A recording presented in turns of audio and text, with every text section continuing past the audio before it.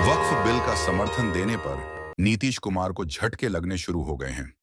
एक तो पार्टी नेताओं ने बगावत शुरू कर दी और दूसरे विपक्षी दलों ने उन्हें संघी करार देना शुरू कर दिया है। सबसे पहले बात करते हैं ताजा घटना की। आरजेडी नेता आरिफ जिलानी ने राबड़ी देवी के घर के बाहर पोस्टर लगाया है।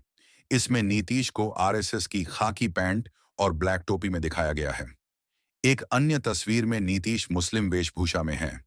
पोस्टर में लिखा है, गिरगिट रंग बदलता था, ये तो उससे भी ज्यादा स्पीड से रंग बदलने वाले निकले।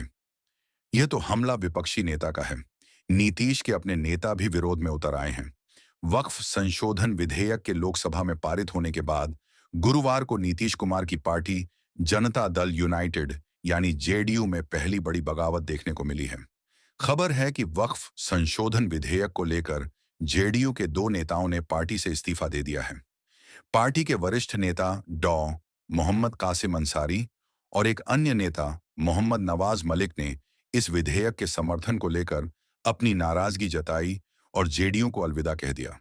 पूर्वी चंपारण जिला चिकित्सा प्रकोष्ठ के प्रवक्ता रहे डॉ कासिम अंसारी ने अपने इस्तीफे में कहा, यह विधेयक भारतीय मुसलमानों के खिलाफ है और संविधान के मूल अधिकारों का हनन करता है। लाखों करोड़ों भारतीय मुसलमानों का नीतीश कुमार पर अटूट विश्वास था कि वे सेक्युलर विचारधारा के ध्वजवाहक हैं, लेकिन वक्फ बिल पर जेडीयू का रुख इस भरोसे को तोड़ने वाला है। यह इस्तीफा नीतीश कुमार के लिए एक बड़ा झटका माना जा रहा है, जिन्होंने लंबे समय तक बिहार में मुस्लिम समुदाय के बीच अपनी स्वीकार्यता बनाए रखी थी। लेकिन यह सवाल अब उठ रहा है कि क्या यह इस्तीफा महज एक शुरुआत है और क्या इस विधेयक का असर इसके वोट बैंक पर पड़ेगा। आइए इस पर थोड़ा गहराई से नजर डालते हैं। जेडीयू ने भी वक्फ संशोधन विधेयक का समर्थन किया है। नीतीश कुमार काफी हद तक मुस्लिम वोट बैंक पर निर्भर रहे हैं, लेकिन मुस्लिम समुदाय इस विधेयक को अपने धार्मिक और संपत्ति अधिकारों पर हमला मान रहा है। जानकारों का कहना है कि अगर जेडीयू में और इस्तीफे होते हैं तो यह नीतीश कुमार के लिए बड़ी मुश्किल खड़ी कर सकता है। पिछले साल पटना में नीतीश की इफ्तार पार्टी का कई मुस्लिम संगठनों द्वारा बहिष्कार इस बात का संकेत था कि उनका मुस्लिम वोट बैंक पहले ही खिसकना शुरू हो चुका है। अब कासिम अंसारी का इस्तीफा इस आग में घी डालने का काम कर सकता है। अगर मुस्लिम समुदाय में नाराजगी बढ़ती है तो जेडीयू के वोट बैंक में सेंध लगना लगभग तय माना जा रहा है। बिहार में नीतीश की लोकप्रियता का आधार मुस्लिम और पिछड़ा वर्ग रहा है, लेकिन इस विधेयक के बाद यह आधार कमजोर पड़ सकता है। अगर यह असंतोष विधानसभा या लोकसभा चुनाव तक जारी रहा तो जेडीयू का जनाधार खिसक सकता है, जिससे उसका राजनीतिक अस्तित्व खतरे में पड़ सकता है।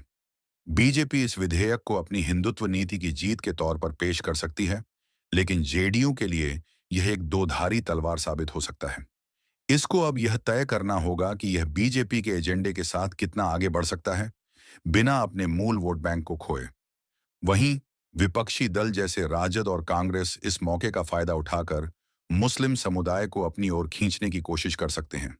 बिहार में राजद पहले से ही नीतीश पर सेक्युलर छवि छोड़ने का आरोप लगाता रहा है और अब यह मुद्दा उसे और मजबूती दे सकता है। मोहम्मद कासिम अंसारी का इस्तीफा जेडीयू और एनडीए के लिए एक साफ चेतावनी है। यह विधेयक न केवल दल के भीतर असंतोष को बढ़ा सकता है, बल्कि उसके वोट बैंक और जनाधार को भी प्रभावित कर सकता है। आने वाले दिनों में यह देखना दिलचस्प होगा कि क्या नीतीश अपनी सेक्युलर छवि को फिर से मजबूत कर पाएंगे या बीजेपी की छाया में उनकी पहचान धुंधली हो जाएगी। आप इस बारे में क्या सोचते हैं, हमें जरूर बताएं कमेंट बॉक्स में।